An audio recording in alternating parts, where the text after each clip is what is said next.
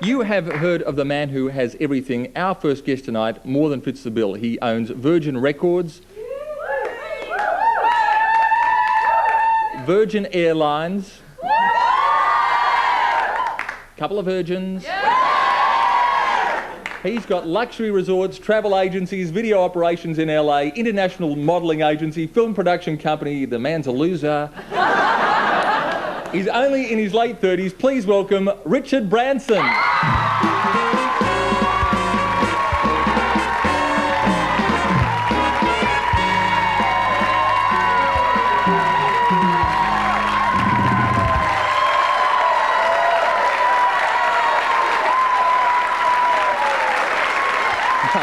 What does this mean?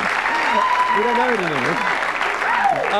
What does this mean? What does this mean? I don't know. You've never seen anyone do that before? No. Well, let's not go into that. I'll tell you, explain. Have you brought your own... Have you ever seen these people before, Richard?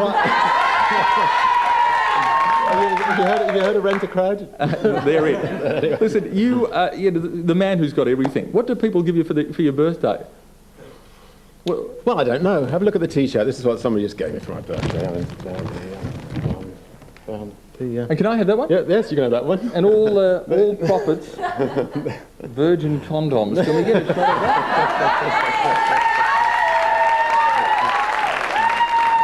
There we go. Here's a packet for yourself. And there's a packet as well. I'll give those to... Where are these two virgins? I'm not going to say that. Being an immensely wealthy person as you are, does it make it difficult for your family and friends? Christ, it's very difficult when I'm talking to you to know whether to be serious. Oh, no, this is a serious question. I was told that you do all the talking and I do the listening, but anyway. I think that... I don't know. I think the thing about wealth is that you only need to eat so many meals and you only need to have so many clothes, and the rest so many condoms and so many condoms and the rest of your wealth should be used constructively in things like building new companies or in doing things that you feel strongly about. And one of the things you feel strongly about is in fact this, isn't it? Because you bought a a condom factory. I think that... but there's a good reason for that. I think God, it's very difficult to be serious with you. Anyway, the only way of stopping the spread of AIDS is to try to make the wearing of condoms the hip, dumb thing to do. There's no other way of stopping the spread of the disease. People are going to have relationships. People want to have relationships. And as long as everybody wears a condom, I think the AIDS can be kept under control. If they don't, it won't be kept under control. So we've tried to make, in England anyway, the idea of wearing a condom the hip, fun thing to do. And we've done fun advertising, fun campaigns, and then ploughed the profits back into research and so on. That's excellent. That's a worthwhile philosophy, isn't it? Now, I understand you dropped out of school at an early age, but in fact you'd made your first million by the age of 17. How'd you do that? Well, I thought I could change the world and launched a national magazine for young people when I was 15 or 16, and I managed to fund it by selling. Well, very briefly, that led on to the fact that records are very expensive, so we started a mail order company selling records cheaply, and then we started signing our own artists, and Mike Oldfield was one of our first artists. Anybody remember Tubular Bells? But anyway. Yeah. You're as old as me. Anyway, that was the theme music for The Exorcist, wasn't it? It became the theme music for The Exorcist. In fact, it was quite a Whenever I hear that music, I sort of envisage heads going around. No, it's not. I mean, it's very lovely music. If you haven't seen the film, if you've seen the film, it's pretty horrible. And then over the years, I mean, we've had some fun bands like the Sex Pistols we signed, and that shook our company up, and I think stirred up the whole rock business at the time. In fact, we were prosecuted for using the word bollocks on the sleeve. What happened? The bollocks was used in the sleeve. The sleeve was called Never Mind the Bollocks. Yes, the Sex Pistols, which I think meant never mind the rubbish, all the other rubbish. Yes, the Sex Pistols, and I think the police thought that bollocks was derived from the word balls, and they decided to take us to court. And my lawyer said, "Well, try to find somebody who knows what the word bollocks really means." And so I ran up a university where we were being prosecuted, asked to talk to the professor of linguistics. And the professor of linguistics said it's a load of bollocks to think that bollocks was derived from the word balls. In fact, it was a nickname given to priests in the 18th century. Would it be all right for him to come along to the court and give evidence? And I said I'd be very grateful if he could come. And he said, would you mind if I wear my dog collar? I happen to be a priest myself. Oh, so lovely anyway, stuff. it was good. It was a good court case which we happened to win. And the judge boarded? And the judge reluctantly found us not guilty. Oh, that's excellent. Now, you also like adventure. You've tried hot air ballooning. In fact, on one occasion you tried to cross from Canada to England. But I think we've got some footage of this, actually. You ended up in the drink. Here we go. Now, what's happening here? Well, we were flying at about 35,000 feet in the jet stream, and then, anyway, very quickly things started going wrong. And we ended up hitting the sea instead of hitting land. My partner jumped out, and I went up to 10,000 feet. And he must have been a big bloke.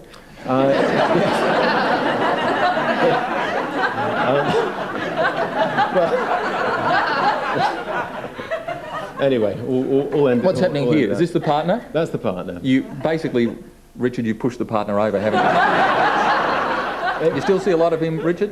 He knows I pushed him, so he doesn't like to talk to me anymore. Now, not just Records Airlines. Tell us about Virgin Airlines. Well, I suppose the greatest challenge that I've had for the last 5 years is to finally bring our airline to Australia. I mean, we started the airline 6 years ago, and it's done very well on the Atlantic. It's done very well to Japan. I've got lots of friends in Australia, and they've all said, you know, come on, get the airline.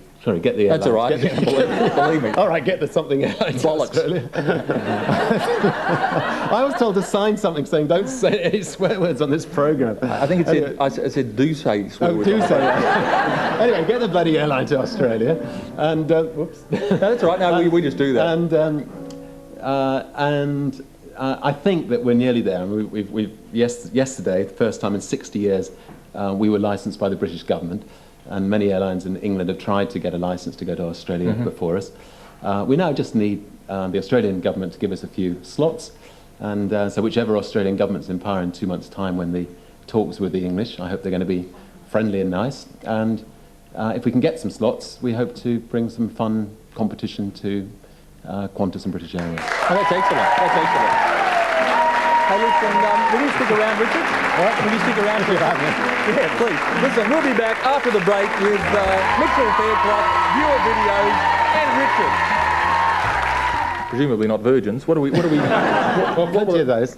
I think that the main difference is that, I mean, if you invite me to your home for the weekend, you, I think, wouldn't dump me in front of a blank wall for 20 hours and, you know, slap a bit of chicken in front of me after 10 hours and expect me to enjoy myself. Well, you might. Anyway.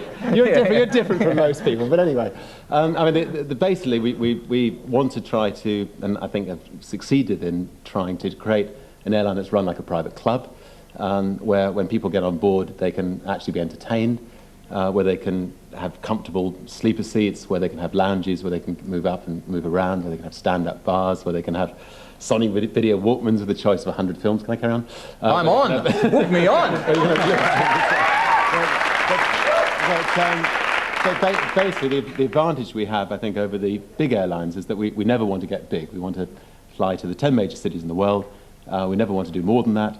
And we want to run our airline as if we were running a small, intimate, private club. And I think that's worked extremely well across the Atlantic.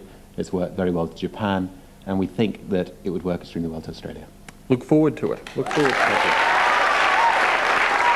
Now, Richard, you'll be interested in meeting this next guest. The current election is so dull that both party leaders look like they've been injected with Valium. But there is light at the end of the political tunnel. Our very own candidate for the Senate, Mitchell Fairclough.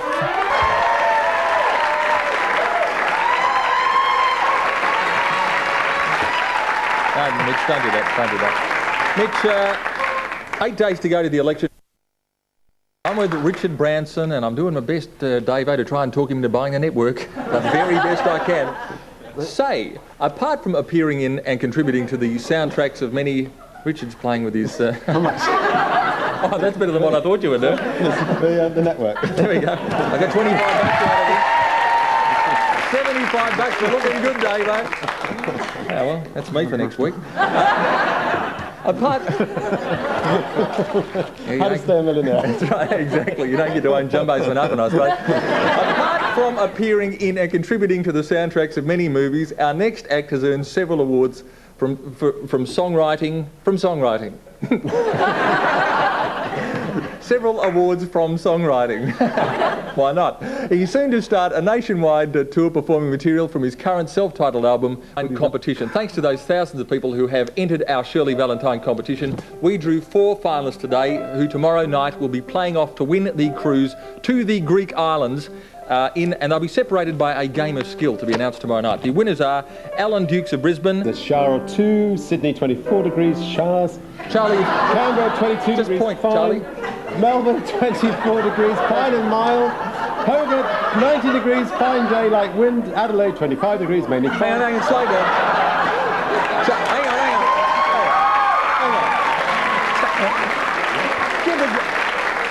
The guy's come out here. Richard, I wouldn't muck around with this guy. I mean, you may have jumbo jets, but have a look at it. We'll swap now. All right. I'd like to point out that Margaret Thatcher would never say the words erroneous crap. But anyway, Perth 27 degrees fine, Alice Springs 31 degrees fine and hot. Actually, perhaps we should start again. Can we start again? Yeah, I know, but give the guy a break. I mean, just, hey, Charlie. Okay, ready? Okay. Mucking around here. Charlie, let's go again, Richard, okay? Right. We're going again. Brisbane, Right. 28 degrees.